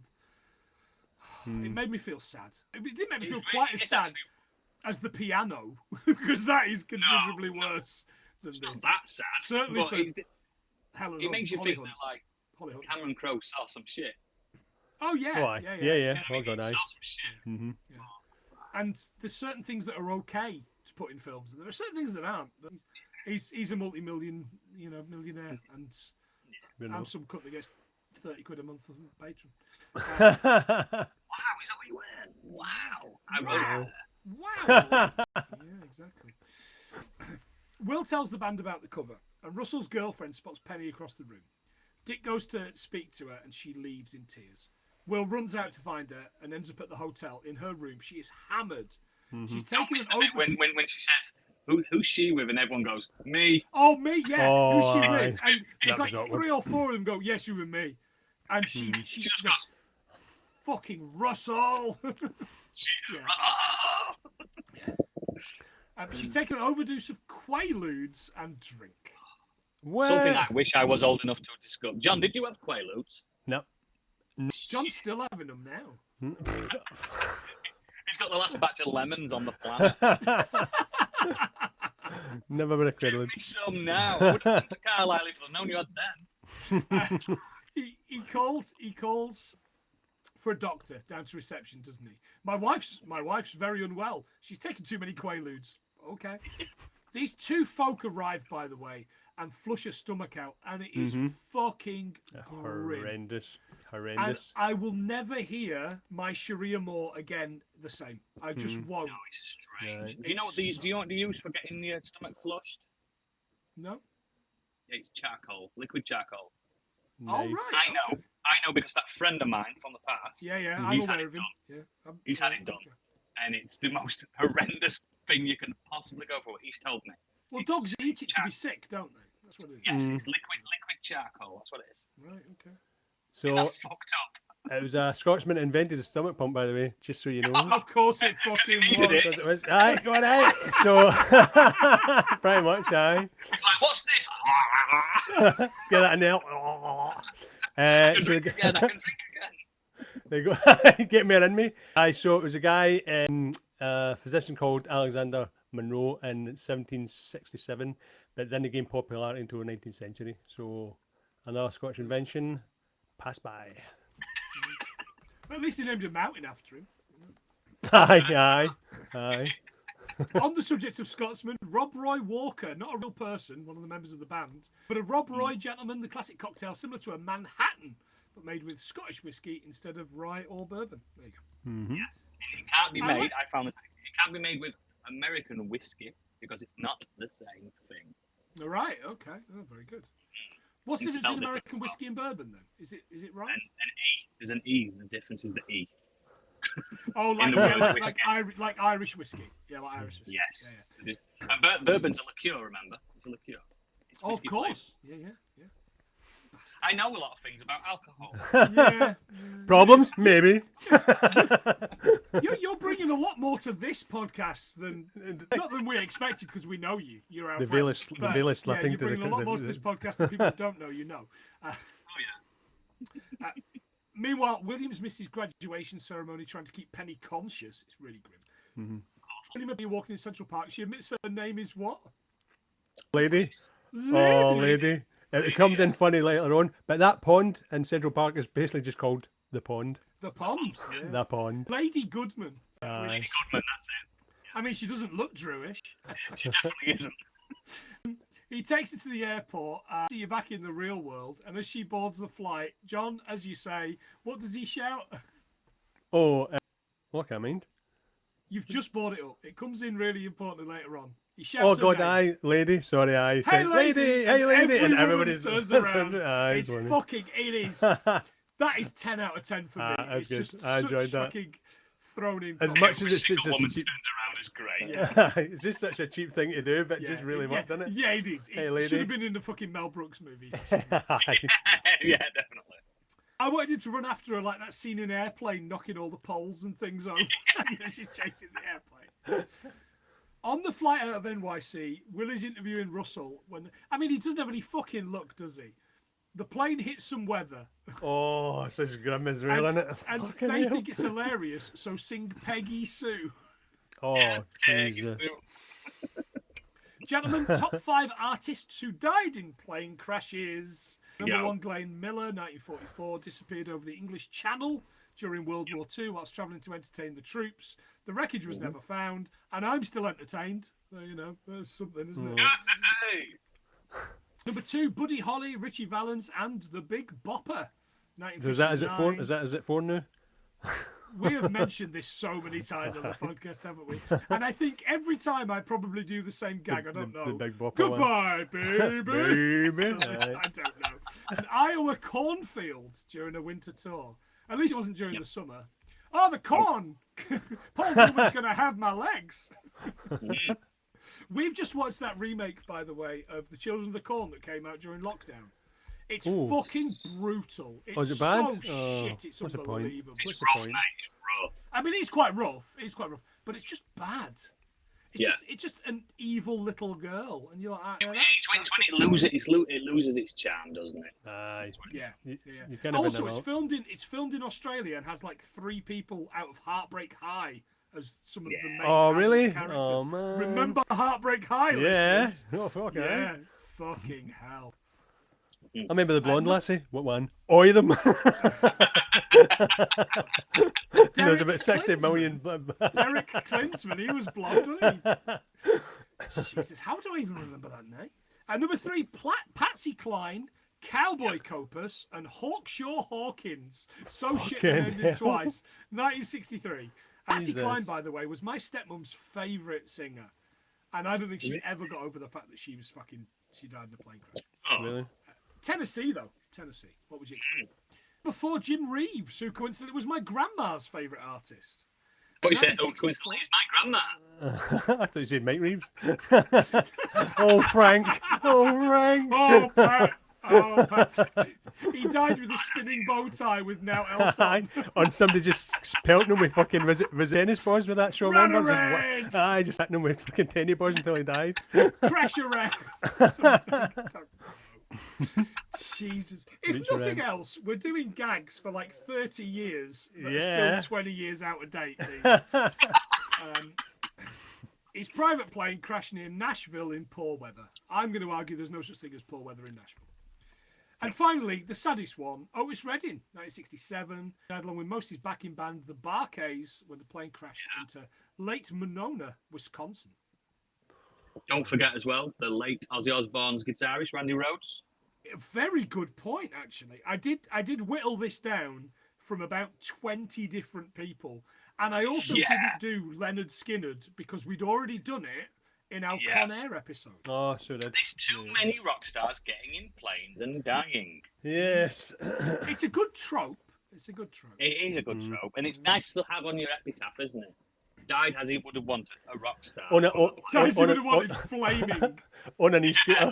Died on an e-scooter. Oh, so modern way to go, in it. Fucking he'd right off him. Hit a bollard. Hit a bollard in the middle of London. Aye. Him and the whole band, all gone. All on one scooter. It was crazy. Exactly. Just seen him.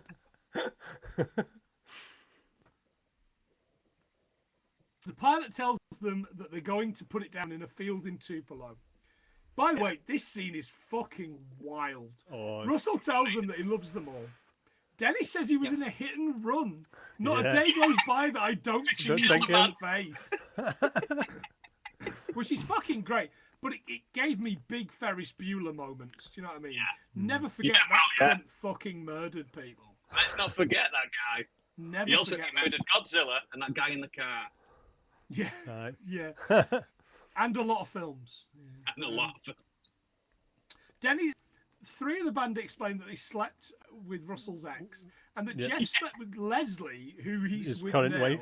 Aye. There's a huge argument, love and they look with. like they're going to kill one another. And then Jeff gives away that Russell slept with a groupie, and of course William goes fucking ballistic. That groupie, she was a band-aid. All she did was love your band, and you used her. You all used her and threw her away. She almost died last night while you were with Bob Dylan. There's no fucking mention of Bob Dylan, by the way, until now. It's the first mention. Hey, there's a goopy dying here. You guys, you're always talking about the fans. The fans. She was your biggest fan, and you threw her away. And if you can't see that, that's your biggest problem. And I love her. I love her. I love Lisa Simpson. Look in the tongue. Choose me. I choose her. It's got big fucking vibes of that. And then probably my favourite moment of any of the band, the drummer turns around and goes, "And I'm gay." And then the turbulence stops and the immediately. comes out of it, and they just ignore him. Aye, the whole thing It's is gone. Beautiful. Good.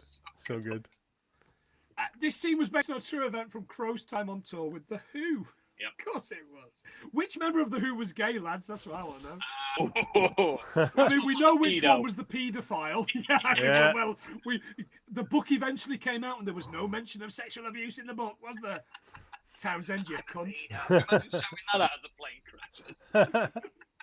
I love kids. Oh shit. Oh dear. Let's ignore him. Not now, Tom. Not now. In the airport, the band, of course, are not talking. Russell tells Will to write what you want. At the Rolling Stone offices in San Fran, he arrives and is instantly mistaken for a mailboy. Yeah, just put it on there. And the woman rings and he's just a kid. It's great. Aye, they're all looking at him as if, There's and they're loads of laughing as more well. things she should have said, and all you hear is, "He's just a kid." It's very good. In the office, it's all eyes on him, as John says. You're Willie Miller. Well, no, the Aberdeen captain in the early '80s was Willie Miller, not him. And the bloke that used to make the flour in Trumpton was Willie Miller. Windy Miller. Windy Miller. That was Windy Oh, Miller. Jesus Oh Christ. man, come on. Again, He's references wrote these to in for people days. much older than Oodles. That's for sure. The thing is, I know who they are though. Oh, yeah. Now that is a fucking misspent childhood, son. I'll tell you. I know. Nay, I'm one of 7. I had a lot of time to read. You had a lot of time to be ignored. Yeah. Yeah, definitely. I was an only child. What's my fucking excuse? William explains, it's not finished. There's one more night to work on it. He's working through photographs and notes, and he calls Lester. "Oh man, you made friends with them. They made you feel cool, and I've met you. You're not cool. I If you know. want to be a true friend, then be unmerciful with them." Which is a line that he used. He told him to be unmerciful with the isn't it? band. It's a brutal. I mean, It's a great one. unmerciful. Aye. I love that. They check the quotes, and the band are discussing. They sound like amateurs fighting and breaking up. Is it that hard to make us look cool? Wait, I never said I'm a golden god. Or did I? Did I? Yes, you fucking did. Russell explains to the band, "I told him he could write whatever he wanted." The magazine is dead excited, but then the fact checker comes in, and it's all been denied, all by Russell. And that's Yeah. it, the story's dead. Yeah. Done him over. Waiting for his flight back to San Diego, which is Spanish again for whale's vagina. We've already got that. She explains that this is him free of mom. This is the sister, by the way. She's also, by the way, this outfit she's wearing as It's Scott's reality, doesn't it? It's right there. and the colours though. They don't dress like that on Jet 2, do they? No. Darling, hold my hand. That'll get us fucking blocked. She'll go anywhere with him, anywhere in the world. You just tell me, and I'll take you there. And he takes her home. She's fucking Oh, I thought they gutted. were going to go to Morocco as well. They fucking- Remember, they're from San Diego. It's not exactly bad. It's cool. It's not exactly Halifax, is it? Do you know what I mean? Wait, you want to go home first? Mom and her have an awkward hug. I forgive you, but I didn't apologise. That was quite funny. William just heads to bed and fucking collapses. We've all had that after like, let's say you've been to a festival or you've been Yeah. on just a mad holiday. That moment when you crash and you're asleep for 18 hours. Aye. Yeah, it's Oh. beautiful. Amazing. The band are still on tour, and Jeff explains to Russell he didn't like him. The you that they get when they can't get you. That's is a good great- one. Oh, yeah. Aye. Sapphire sits down with Russell and asks after Penny. She says William saved her life, but they all know what they did to William. And then these lassies pass by. She's like, they're not band-aids. These girls aren't even making the effort. Like, they're eating steak and drinking what they want, and she's eating like raw fucking broccoli, isn't she? Aye. It's really telling that. It's really, really telling. Yeah. There was an etiquette between them, wasn't there? Yeah, of course there was. Russell calls Penny. He wants to see her to talk and explain. She gives him the address, but it's not his address. Oh no, that's so good, man. That's so good. He gets out the cab and Frances McDormand answers the door. Oh, so this is the famous Russell Hammond. She lets him in. You know, when we spoke, I felt that we connected. She sends him. He's clueless. Like, what the hell? My son is very important to me, and I think you owe him an apology. He's like, yes, ma'am, there's hope for you yet. He sits down with William and he says, we both wanted to be with her, and she wanted us to be together. Aye. You should give her a call. That girl really cares about you. Dean, I told them the truth. I told them every word you wrote is true. And Will begins his tape recorder and asks, what do you love about music? Begin with everything. And I got goosebumps at this point. It's fucking great. What a great fucking moment. Man. And then we get kind of like, we kind of get like a month later. Like, we don't get like, you know, Animal House, where you get like, here's what they went on to do with the rest of their lives. We get, here's what they went to do next week. Yeah. Here's what happened within 10 days while they did a rest. 1974 tour bus says 1974, the No More Airplanes tour. Which I got a kick out of. And that's the movie, gentlemen, the movie. Yep. Yeah. So I think I've probably got one or two things left. Oodles, as the guest, what have you got? I've got the line that he says, it's all true, at the end. Russell's final line was only inserted into this film because test audiences said they needed closure. Even though we watched American test audience. We watched the whole thing being true. Fuck. Yeah. I also got that Rolling Stone magazine is still the #1 selling rock and roll magazine of all time. Okay. Up yours, however, Q. Yeah. Well, yeah. Mojo. However, it does state that it's not the same kind of magazine anymore because they've got different versions for each country now. Oh, right. When it used to just be America. I also got the Cameron Crowe's first Oscar for Best Original Screenplay.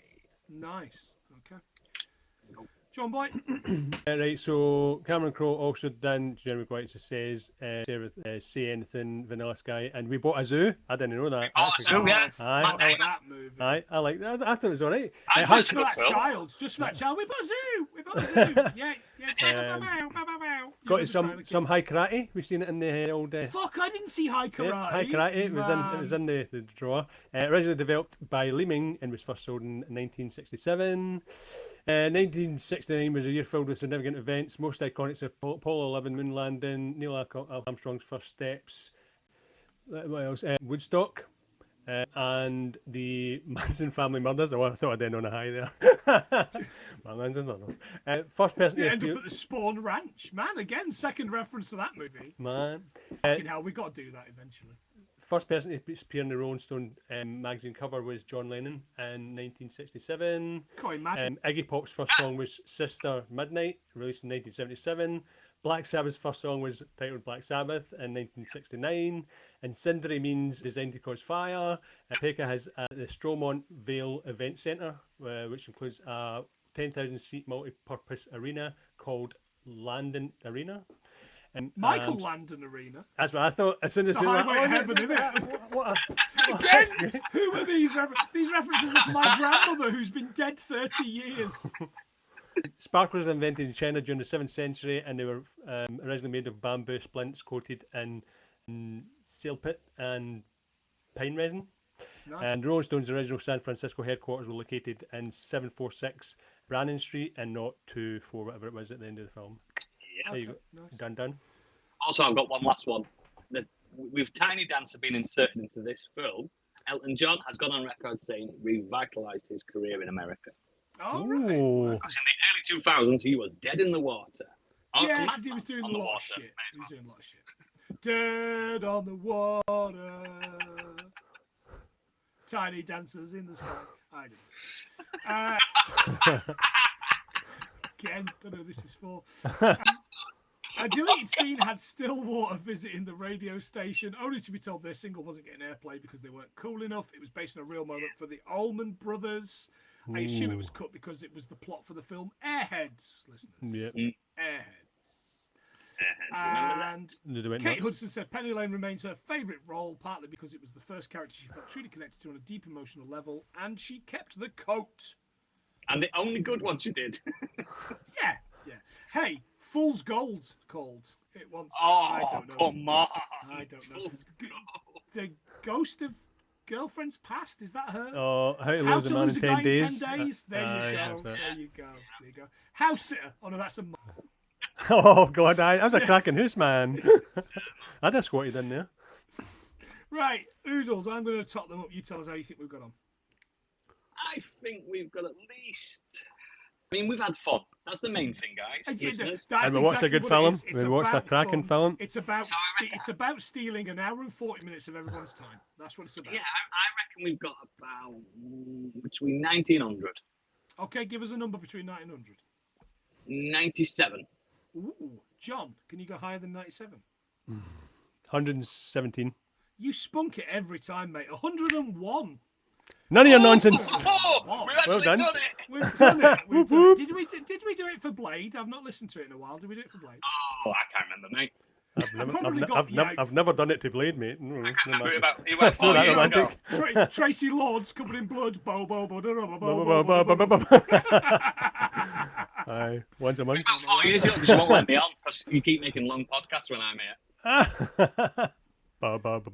Yeah. Stig's raging because it took him 5 hours to get 50 people. So, facts right. I don't give a Yeah, fuck. anyway. I said to you over there, it's like, I'm just here for the fans, mate.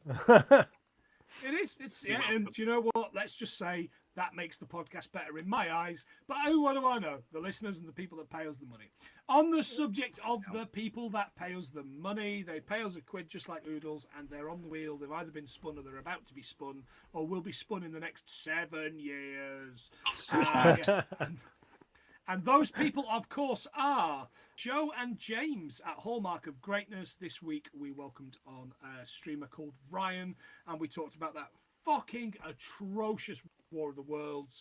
Joe is doing things on YouTube for the first time. Could put some pressure on him to do so.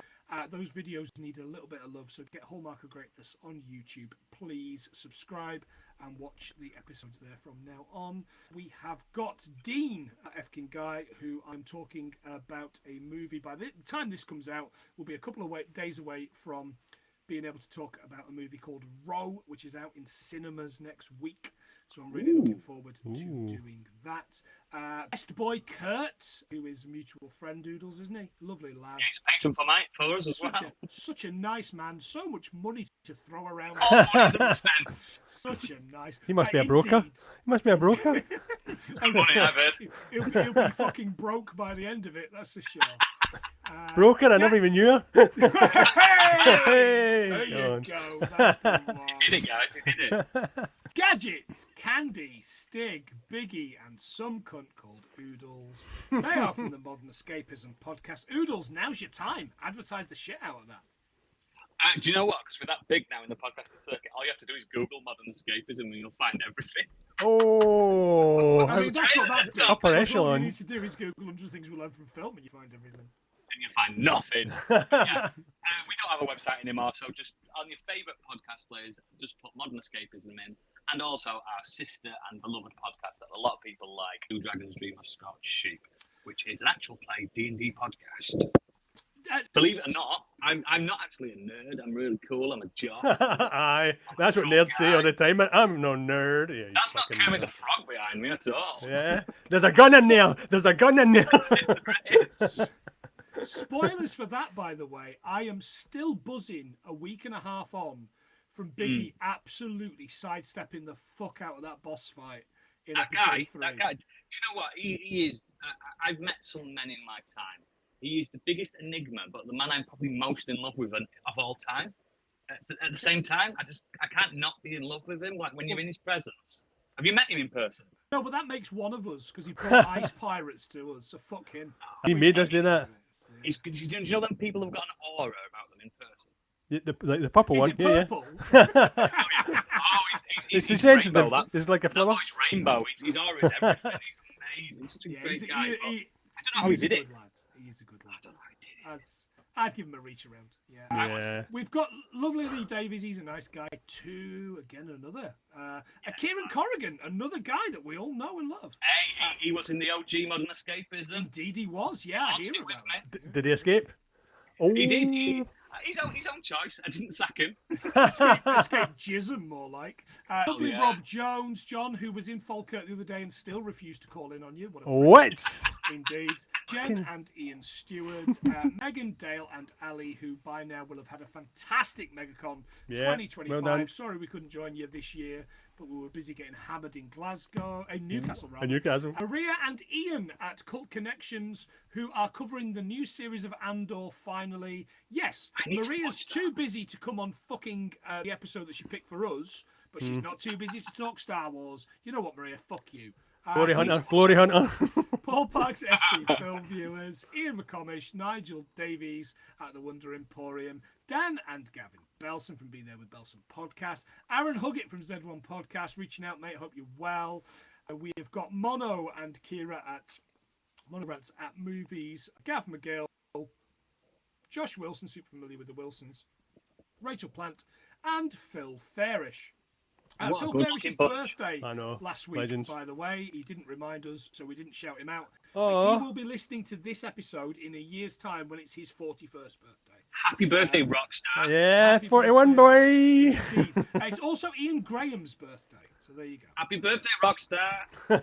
Absolutely, indeed. Fantastic. Oodles, thank you so much. Yeah, Not mate, that only was for good. bringing the movie, but also bringing the Bringing the crack. banter. I mean, not that much that day. you used to. Yeah, But yeah, it's been fucking beautiful. Yeah. It's going to be a pain in the fucking hoop to edit, but we expect nothing less with you, Sunshine. All right? Yep. Cool. Love you, mate. Love you. All right. John, final words? Oh, yeah, I'm not killing you. You're not being murdered. Yeah.